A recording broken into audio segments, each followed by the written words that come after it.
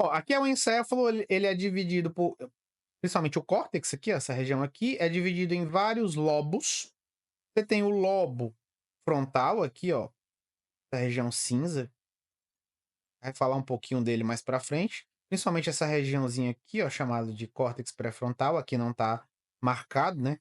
Mas aí no lobo frontal, o lobo frontal, ele evoluiu para basicamente controlar o movimento, né? Porque nele eu tenho o córtex motor, eu tenho as áreas pré-motoras e motora suplementar, e eu tenho o córtex pré-frontal. O córtex motor, de fato, e as áreas associadas ao córtex motor, área pré-motora, área motora suplementar, a própria área de Broca, elas evoluíram para nos fazer mexer de maneira mais coordenada, no tempo e no espaço. É sempre tempo e espaço, né? Ou espaço-tempo, como diria o pequeno Einstein, né? Tudo sempre convergindo para isso. A navegação do corpo no espaço-tempo. Como eu vou fazer o que eu quero e quando eu vou fazer o que eu quero. Entendeu?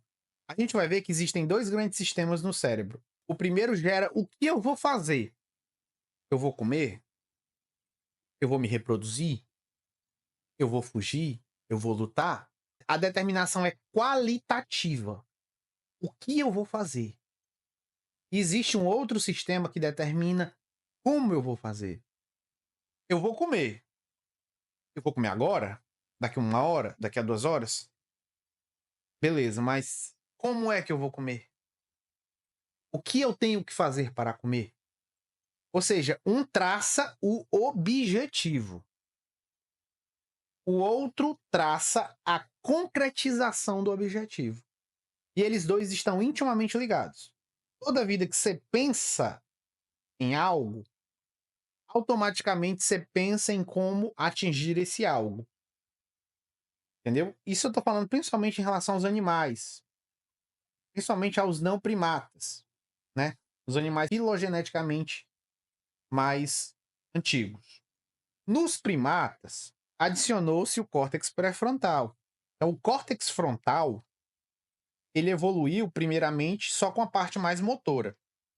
Essa parte de controle da atividade motora, que é o córtex pré-frontal que faz, ele adiciona apenas uma coisa. Você pode reduzir o córtex pré-frontal, a principal função dele é contexto. Ele evoluiu para dar contexto. Então, eu vou comer, mas eu vou comer quando eu estiver perto de um rio. Quando eu vou correr atrás de um animal, quando o sol não estiver tão quente. Entendeu? Quando eu tiver força para isso.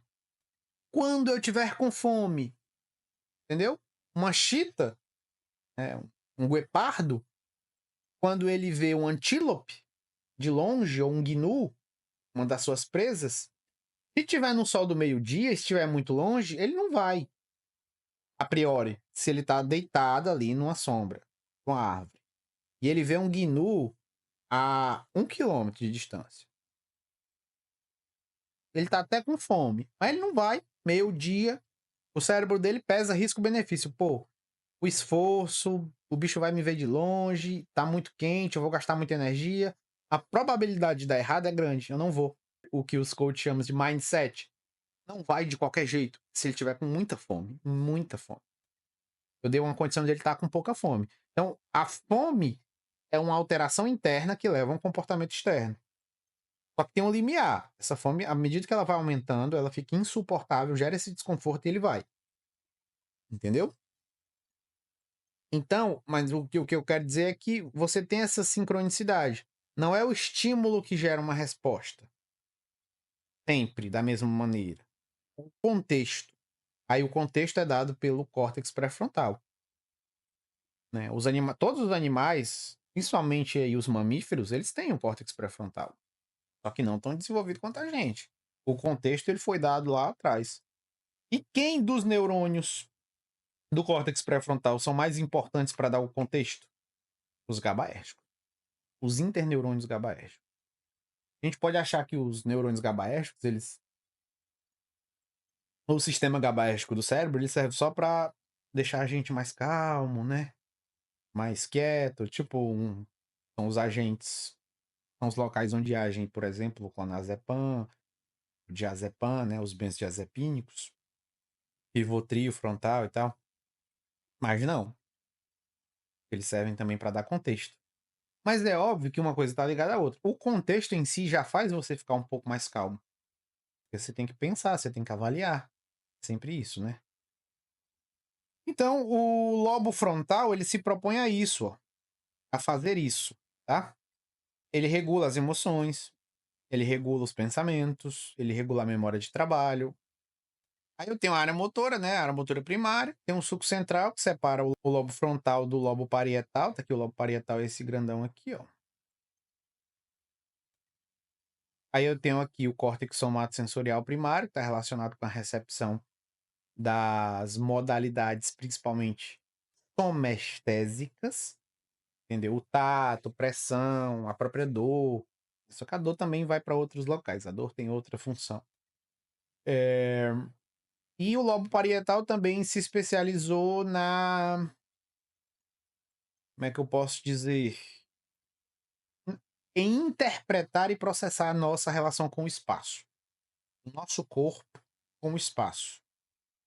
São as áreas parietais que dizem que a gente e o espaço é o espaço. É que eu sou eu, né? E as coisas do espaço são as coisas do espaço.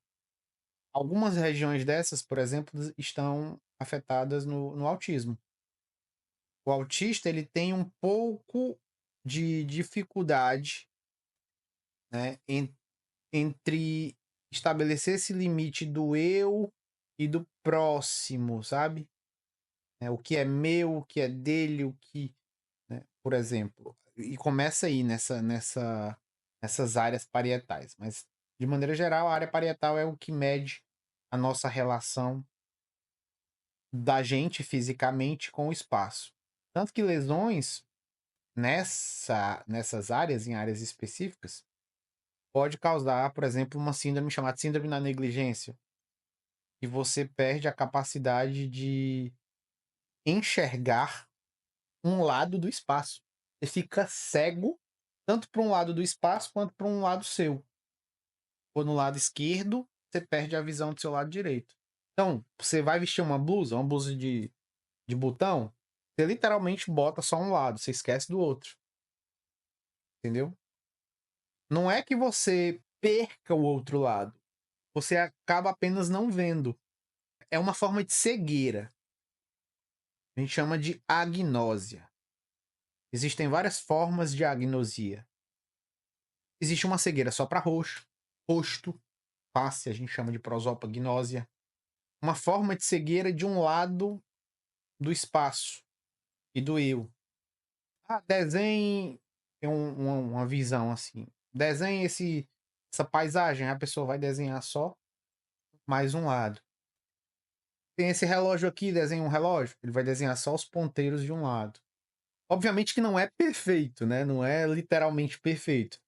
Porque a lesão, ela pode não. Geralmente a lesão ela é incompleta, ela não é uma lesão perfeita em todo, né, o contexto e tal. Então a pessoa desenha porcamente, vamos dizer assim, o lado direito e desenha em detalhes o lado esquerdo, por exemplo, entendeu? Não é também assim, ela não enxerga total, né? Ela apenas é como se também a atenção dela ela não conseguisse focar a atenção dela aqui, é só aqui, entendeu? Também tem a ver com a atenção, com a visão, com tudo. A visão tem a ver com a atenção, né? Você simplesmente pode ignorar muita coisa apenas não prestando atenção. Tem vários experimentos aí psicológicos que mostram que a atenção regula o que você enxerga de fato, né? Isso mostra a coisa mais óbvia do mundo, que a gente enxerga com o cérebro, não é com os olhos. Você pode estar olhando para uma coisa e não perceber muitas coisas daquela cena. Os olhos, eles são meros receptores. Você não enxerga de fato com os olhos. Os olhos têm por função captar e gerar uma imagem. Essa é a função. Decodificar essa imagem e gerar uma representação visual, o que a gente chama de ver mesmo, enxergar e tal, é o cérebro que faz isso.